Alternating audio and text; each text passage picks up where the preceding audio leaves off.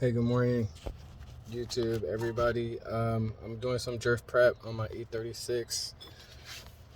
E36 right here. I'm gonna be tightening up my e-brake from the brakes right here. So, took off the brakes pretty much. Took off the 216 bolts. Took off the whole brake assembly. Put a bungee, of course, because you don't want to mess up your brake lines. You don't want anything to rip. Little things. But yeah. To tighten it, you want to, on the passenger side, you should be coming outward towards, towards the street or whatever, away from the car, that way. Um, yeah, I'm just going to tighten this up a little bit, and I'll check back in with you guys on the other side. I haven't started that yet. So back on the driver's side, I might want to let you know what tools I'm using. 16 millimeter on the brake assembly. Once again, use bungee cord, some type of support to protect your brake lines. This is an E36, it's a 1999, so this stuff is really old. You don't want to break it. It still works good, so just take care of it. But you want to upgrade this later, whatever. Probably a plan, like some steel braided lines. But yeah, I used a 17, of course, to take off the lug nuts. I didn't have a hex, so I used a Torx. I believe it was like a T40. Let me find it to confirm. Okay. Yeah, I use a T40. It works the same way. Use a hand tool, like a non-power tool. You don't have to use this. It's better to use a hand tool. I did the other side, and you want a little drag on the brake. You want a little drag on the rotor on the brake pads inside the drum brakes. You want a little drag when you put the rotor back on. So, but I noticed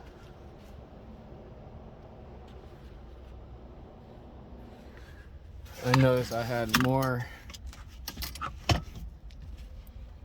grip when I did the passenger side. Instantly I had more grip. It was tighter. I wouldn't recommend tightening from here where people tighten here. These two, you don't even have to touch those. Just make sure they're tight or whatever. I don't have to tighten mine. But yeah, the real way you want to do this is from here. You want to take off the brakes, take off the rotor. This adjustment here. So say you're on the passenger side, you're gonna go towards the street. If you're on the passenger side, you're gonna go towards the street. When you're trying to tighten it, right? Make the pads expand. When you want to make the pads expand, make sure you're going towards the street. And then if you're on the driver's side, make sure you're going the same direction.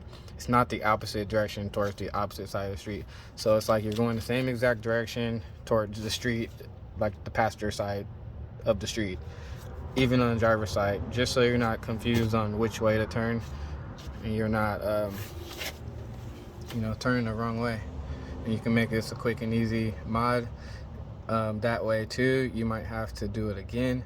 So yeah, just want to let you know the easy way that I found out. I turned this with the little normal flathead, just turned it that way towards the street, like I said, towards the passenger side. This is the driver's side here. Yeah, I haven't cranked this one. I haven't tightened this one yet all the way, but I can't pull the brake really right now because it's all taken apart. But just wanted to show you the inside. I'm running a handbrake extension from Nerp Tech. Nothing fancy, about $50 part, but it's gonna do the job, especially with these e-brake cables tighten. So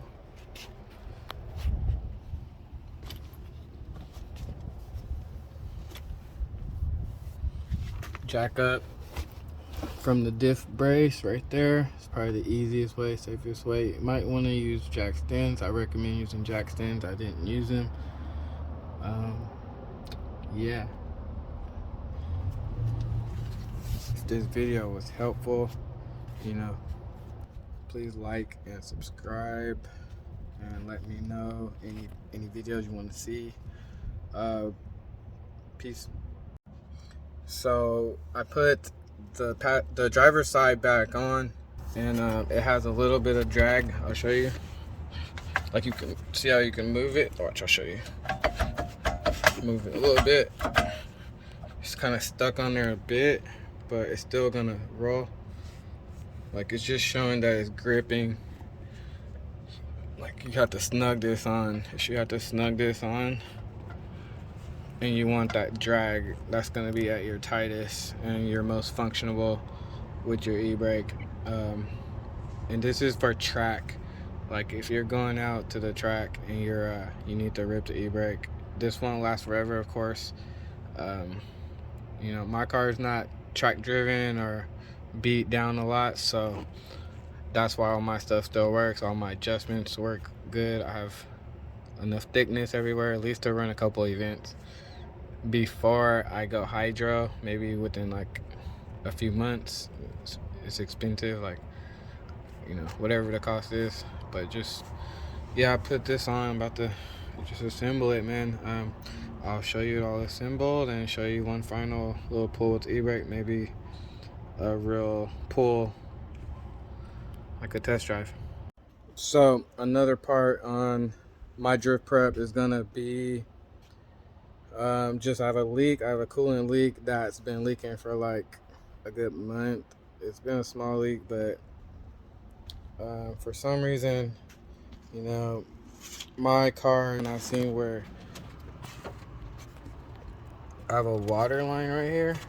You see the you know, coolant line right there. The fan hit it and it scraped it. So, but I guess I'm not the only one that has that, obviously. But yeah, I found this today at Pick and Pull, so I'm gonna replace it. It's leaking all over here. But yeah, man, I was gonna replace my brakes and stuff like that, but I'm gonna wait. I replaced them last month when I ran at Apple Valley, so I'm figuring these brakes will last this event. Maybe change the oil, maybe not, change it around the same time, at least check it. But yeah, when you go to the track, you can't have any leaking fluids. You need battery tie down, fire extinguisher helmet. Another thing is if you have a soft top, a lot of places require a roll bar,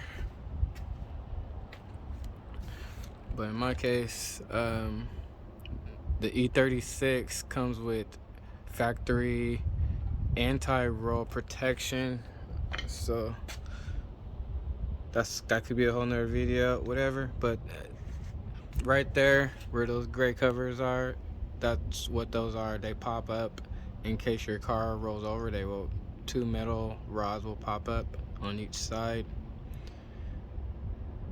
and yeah, it'll save your life, hopefully. But that will also get you on the track if you don't have a roll cage. So, you know, that being said, have a good day, have a blessed day, stay tuned.